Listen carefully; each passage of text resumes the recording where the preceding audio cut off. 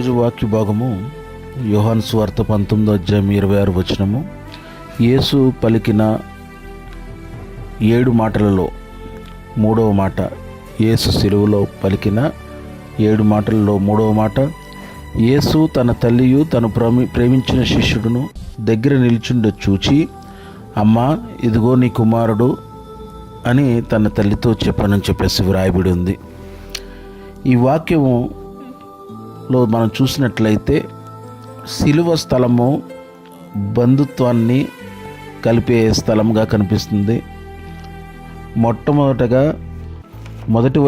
మొదటి మాటలో మనం చూసినప్పుడు శిలువ స్థలము ఏంటంటే క్షమాపణ ఇచ్చే స్థలముగా మనకు కనిపిస్తుంది. ఎందుకంటే తండ్రి వీరేం చేయుచున్నారు, వీరెరుగరు కనుక వీరిని క్షమించమని చెప్పాడు. అలాగే రెండో మాటలో చూస్తే, నేడు నీవు నాతో కూడా పరదేశంలో ఉండు అని అన్నాడు. అంటే శిలువ స్థలము పరలోకానికి చేర్చే స్థలముగా ఇక్కడ మనకి కనిపిస్తుంది. ఇక్కడ మూడో విషయం దగ్గరికి వస్తే, ఇక్కడ ఒక తల్లికి ఒక కుమారుడికి ఒక కుటుంబ బంధాన్ని ఇక్కడ గుర్తు చేస్తుంది. ఇక్కడ తల్లి కుమారుల బంధము ఇక్కడ మనకి క్లియర్గా కనిపిస్తుంది. యూదుల్లో ఎప్పుడైతే జ్యేష్ఠపుత్రుడు లేడో తన స్థానాన్ని ఇంకొకరితో భర్తీ చేయాలనే నియమం అనేది ఉండేది. ఇక్కడ యోహాను దేవుని యొక్క శిష్యులలో ప్రియ శిష్యుడు యోహాను దేవుని యందు భయభక్తులు కలిగిన వ్యక్తిగా ఉన్నాడు. ఇక్కడ యేసయ్యకి ఇష్టుడుగా ఉన్నాడు. అందుకే ఇదిగో నీ కుమారుడు అని తన తల్లికి అప్పగించాడు. అయితే యేసయ్యకి చాలామంది శిష్యులు ఉండగా యోహానునే ఎందుకు నీ కుమారుడు ఇదిగో అని చెప్పేసి ఎందుకు అప్పచెప్పాడు? దానికి కారణాలు ఏమైనా ఉన్నాయా అని అంటే ఉన్నాయండి. యేసయ్య ఎలాంటి లక్షణాలను కలిగి ఉన్నాడో యోహాను కూడా అలాంటి లక్షణాలను కలిగి ఉన్నాడు. యోహాను గురించి ఒక బుక్లో నేను చదివాను. యోహాను యథార్థ ప్రవర్తన కలిగినవాడు. యోహాను యథార్థ ప్రవర్తన కలిగినవాడు. యోహాను నీతిని అనుసరించేవాడు. యోహాను నీతినే పలికేవాడు. యోహాను అందరికంటే ఎక్కువ సమయము ప్రత్యేకంగా ప్రార్థన చేస్తూ ఉండేవాడు. యోహాను తనకు దేవుడిచ్చిన దర్శనములను బట్టి దేవుని యొక్క ఉద్దేశం తెలుసుకుంటూ ఉండేవాడు. అంతేకాదండి, యోహాను లోక సంబంధమైన ఇష్టాలకు వ్యతిరేకంగా నడుస్తూ దేవునికి దగ్గరగా ఉండేవాడు. మొత్తానికి దేవునికి భయపడేవాడు. తల్లిదండ్రుల విలువను తెలిసినవాడు. తల్లిదండ్రులను సన్మానించే మనస్తత్వం కలిగినవాడు యోహాను. పరాయి వారిని కూడా సొంత వారిగా కొలిచే మనసు కలిగినవాడు యోహాను. పరిశుద్ధాత్మ కలిగినవాడు యోహాను. మారు మనసు పొంది రక్షణ పొందినవాడు యోహాను.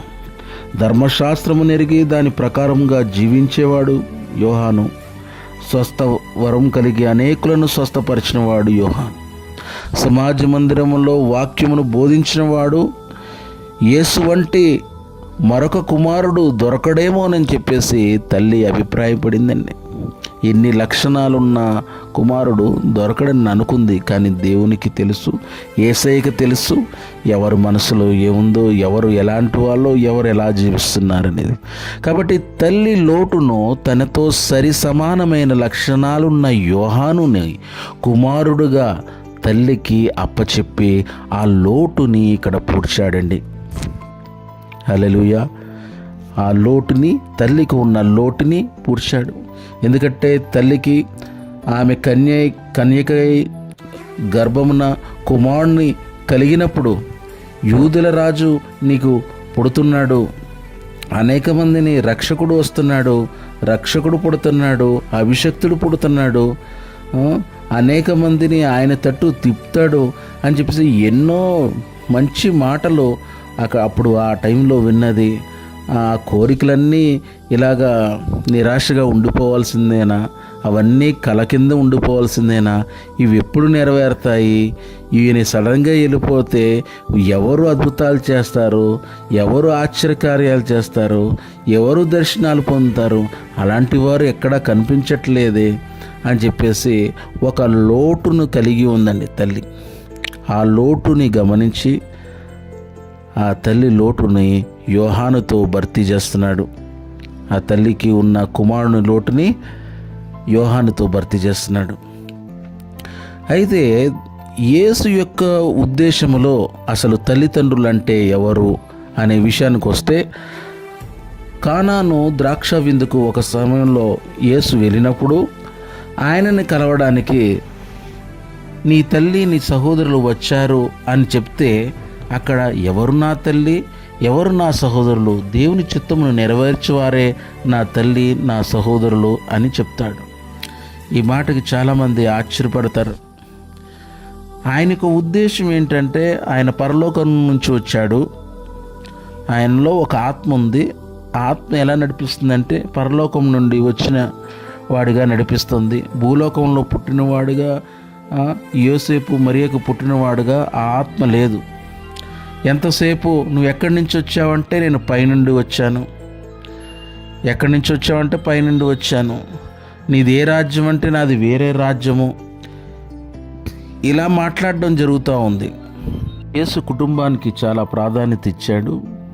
తల్లిదండ్రులు పిల్లలకు విధేయులై ఉండాలని, పిల్లలు తల్లిదండ్రులకు లోబడి ఉండాలని చాలా చోట్ల మరణం వేరు చేసిన తర్వాత కూడా యేసు వారిని తిరిగి వారికి అప్పగించిన సందర్భాలు మనం చూస్తున్నాం. అయితే